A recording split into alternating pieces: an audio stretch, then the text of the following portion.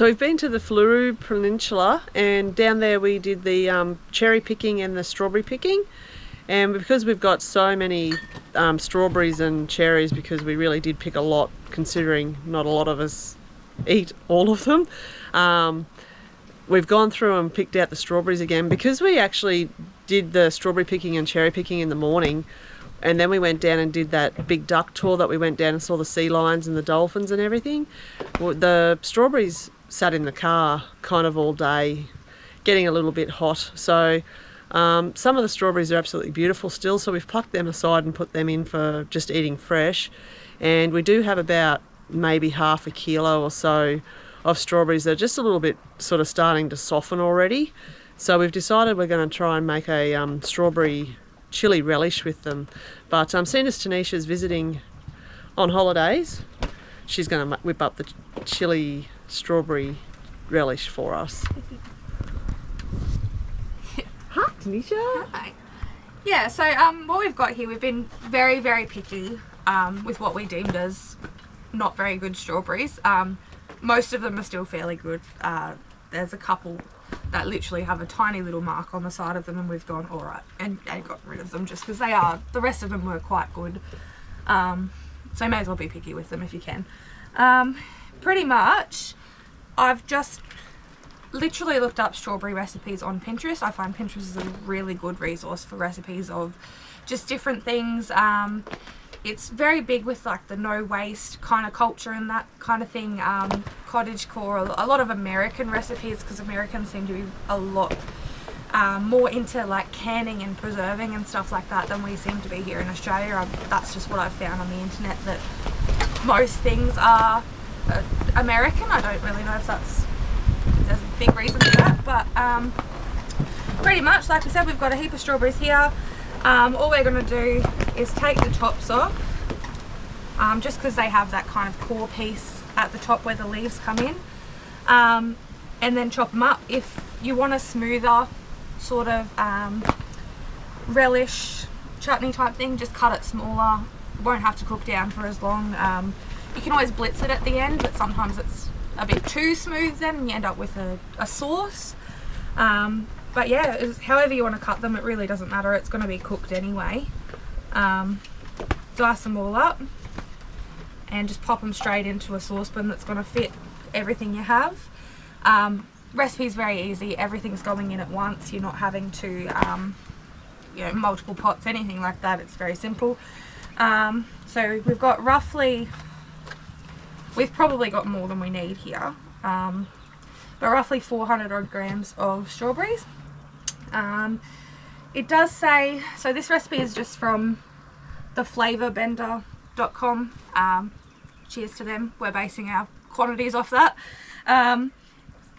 Mind you, we are making something completely different because we don't have all the ingredients, but that's where the base of this is coming from.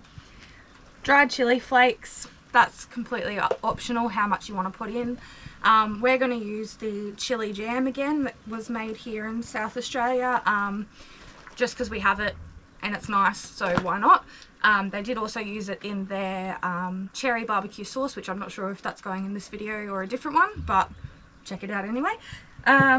Then we've got a balsamic glaze, so I will cut back on the amount of sugar that we're using in there, just because the glaze is sweeter than a normal balsamic vinegar, so there's no point doubling up on all that sugar. You don't really need it. We've got just a brown vinegar. You can use whatever vinegar you like, just any flavours go well. Again, balsamic goes really well with strawberries. Brown vinegar's got a nice flavour to it. White vinegar would work too, it wouldn't really be an issue. Just getting that sort of tanginess there. We are going to put a little bit of red wine, just because recipe does say red wine vinegar. Again, don't really have that, so getting a bit of the flavour from this. This is just a Shiraz from St. George in Queensland, Riversand Wines. There are plenty here in South Australia that we probably could use, but we're not really big red wine drinkers, so this is what we have for cooking, so we may as well keep using it rather than wasting bottles, opening a million different types. But yeah, I'll just bring this recipe back up. Chopped strawberries, so it's about 1/4 cup of vinegar. So I'm just going to do a bit of that. This was a 1/4 cup, wasn't it? Yep. A bit of that. Top it up with wine. The quantities really aren't a big deal. It's more, if you're not a wine drinker, just leave it out. If you don't like that flavour, swap it, use a different vinegar, use whatever you like. Just tip that in the pot. And then we're going to put about, well, that says a tablespoon of balsamic vinegar, so probably about the same of the balsamic glaze. Hopefully I'm talking loud enough. About that dog? It does say 145 grams of sugar. I don't think we're going to need that much because of the glaze. Oh no. What did we work out? 145. It was 3/4 of a cup. But might probably just half. do just under a half because I feel like these strawberries are fairly sweet as well because they are very ripe. Again, if your strawberries are quite tart, you can put more sugar in, or if you don't really like sweet relishes anyway, I mean, cut it right back. I don't see that there would be an issue. It might not last as long if you've got less sugar in there, just because sugar is a preservative. That shouldn't be a problem. And then however hot you want it. So, I left my spoon in the sugar. That was good of me. Sorry, Mum. Yeah, what? Oops. Who taught you that? Dad. This was hot, wasn't it? Yeah. Yeah, okay. I'll just put about a teaspoon in there because I'm a bit of a baby. Don't be scared. But yeah, I'll just finish dicing these up and then pretty much put it on the stove, cook it down until it's however thick you like it. I think the recipe does say about 30 minutes. I don't think it'll need that long just because I'm going to cut it up quite small. But yeah, and we'll show you when it's part way through and then when it's done. Absolutely.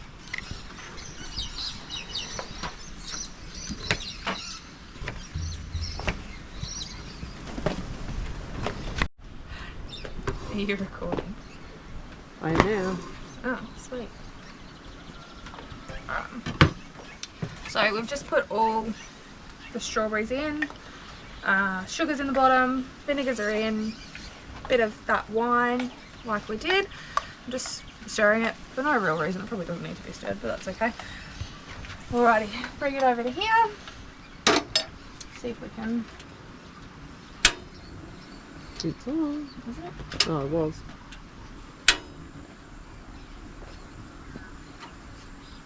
Yep. Just gonna put it on quite low. Being fruit and sugar burns quite easily, so I don't want to burn the bottom of the pot. But yeah, all we do is just let that cook. Taste it. If it needs more vinegar, we'll add more vinegar. If it needs more sugar, just tweak it from there because it will change depending on what your strawberries are like and how sweet they are or how sour. I think I've been lied to about what strawberries taste like, but anyway.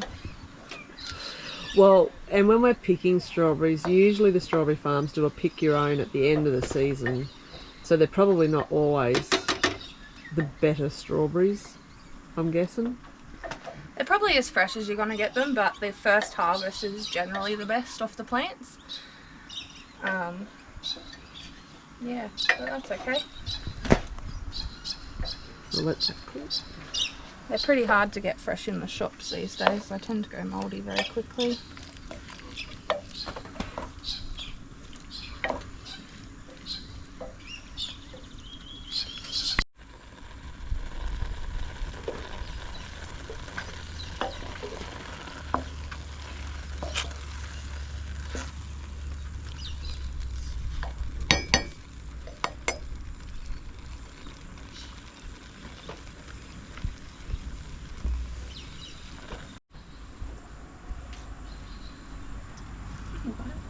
So you could talk. Right, so it's just come up, started bubbling. So we'll turn it down. If I'm turning it the right way. Yep. Yep, there we go. Just turning it right down. Like we said before, sugar burns easily, so better off going lower and slower rather than just bringing it to the boil and letting it go nuts. Just takes a bit more patience, but it will taste better than burning a layer of sugar on the bottom, because that flavour, it'll go through the whole lot very easily, very quickly.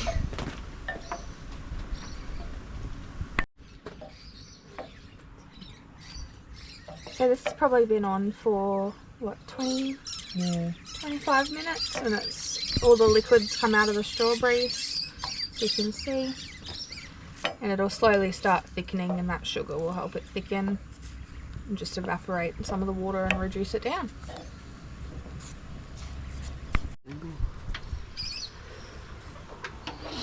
Right. We've decided it's about done, so we're just going to turn this off. Pretty much we've just kind of, when you stir it, you can see the bottom of the pot behind it. It's quite a bit thicker. It's nearly holding, if you coat the back of the spatula, it's not running down straight away. It's kind of holding it there. And it'll cool more as it thickens as well. Being that I cut it quite small, it will have a lot more liquid have come out of those strawberries. If you want it thicker, keep cooking it. I'm just a bit worried about if you cook it too much. The longer you cook it, the more you're going to need to stir it, because you'll have less liquid to help stop it from burning on the bottom. So we're just going to pour this in to our jar. We've decided this will be good on camembert, brie, chicken, because chicken goes with everything. What else did we say? Pork. Pork. Well, yeah, cheeses. Toast with cream cheese would probably be pretty good. It's quite just fruity and zingy. Very simple flavours. So more ways to use it. You can certainly add different spices and things like that, or even basil would probably be alright in there. Yeah, there we go. It made just over your standard jam jar, I'd say. Not bad. There you go.